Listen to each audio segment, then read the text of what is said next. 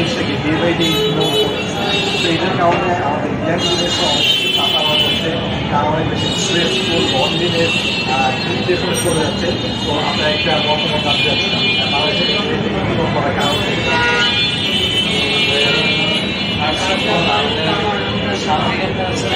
আচরণ আশা করা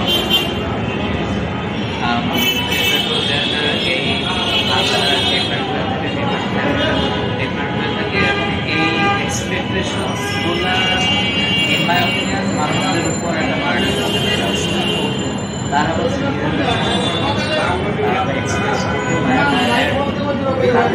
মনে হয় যে আচ্ছা ঠিক আছে এইভাবেই আমার চলতে হবে, এইভাবে করতে হবে। This is like a mask. In the children, like some point they use themselves like after shoulder hand because common also the identity crisis the also now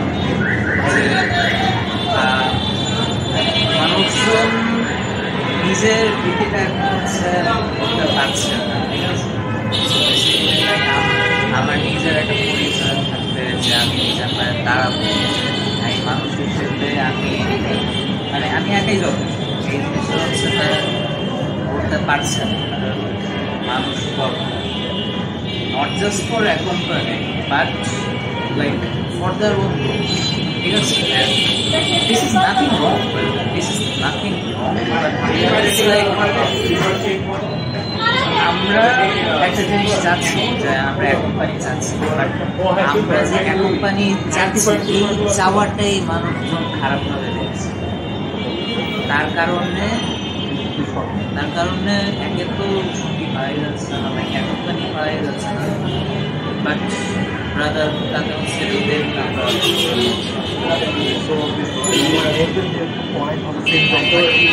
initial স্টেজে যদি মনে করেন যে মেন্টালিটিটা প্রপার ওয়েতে অ্যাড্রেস করা যায়, ফাইন্ড আউট করা যায়, তাহলে ইনিশিয়াল স্টেজ থেকে মেন্টালিটিটা রিকভারি করার জন্য ফ্যামিলিয়ার কাউন্সিলিংটা কত বেশি ইম্পর্টেন্ট আপনি মনে করেন?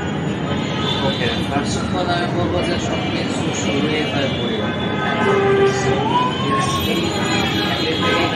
সবার আগে ইনফ্যাক্ট লাইক ফর্মাল কাউন্সিলিং না, জাস্ট মা-বাবারা তাদের সন্তানদের কাছে দেখবে জাস্ট সময় দেবে, এইটুকুই তারা চায়। এইটুকু দিয়ে লাইক মা-বাবারা যেমন তাদের পরিবার থেকে হচ্ছে এক ধরনের বিহেভিয়ার আশা করে, সন্তানরাও করে।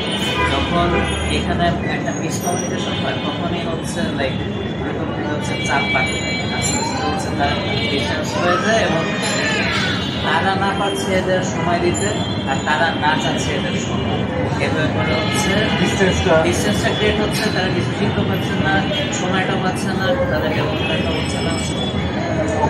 তো আমার যেটা আমার ইউটিউব চ্যানেল ছোট্ট একটি লক্ষ্য যে আপনার মাধ্যমে এই আমার ভিডিওগুলো দেখে যদি আরও 8-10 মানুষ সচেতন হয়, এই মেন্টাল অ্যাওয়ারনেসটাকে প্রায়োরিটি বেসিসে গুরুত্ব সহকারে নিয়ে তারা ইনিশিয়াল স্টেজ থেকে যাতে তারা রিকভারি করতে পারে, যাদের মধ্যে সারাউন্ডিংসে আমাদের তার মধ্যে মেন্টাল হেলথের ইস্যুগুলো থাকে সেটা যাতে প্রপারলি অ্যাড্রেস করতে পারি আমরা। তো এটার জন্য আপনি কি মনে করেন না যে ইনিশিয়াল স্টেজে রিকভারি করার জন্য সাইকোলজিক্যাল কাউন্সিলর বা সাইকোলজিস্ট ট্রিটমেন্টটা কত বেশি ইম্পর্টেন্ট? আমি বলবো যে হ্যাঁ, এটা গুরুত্বপূর্ণ বাট এটা নেসেসারি না। In my opinion, you just have to open up yourself, find someone to open up yourself. ঠিক আছে, just এক্সপ্রেস করো, নিজেকে এক্সপ্রেস করতে হবে, নিজেকে খুলে দিতে হবে। লাইক তোর যে ব্যাগেজ সেটা যদি আমরা বের না করি তাহলে আমরা এই হওয়ার প্রসেস শুরু করি, ঠিক আছে। সো ইটস লাইক আমরা সাইকিয়াট্রিস্টের কাছে যাওয়ারও দরকার নেই, আমরা জাস্ট আমাদের কোনো যদি কর্ডিয়াল ফ্রেন্ড হয় তার সাথে আমাদের মন খুলে জাস্ট কথা বলবো, আড্ডা দেবো, এইটাই আমাদের কাছে একটা বিশাল বড় থ্যারাপি, ঠিক আছে। So it's like at the end of the day we just want people who can understand এটা যদি ফুলফিল করা যায়, therapy not needed, already mental stress is not. So thank you very much for your time. Appreciate that.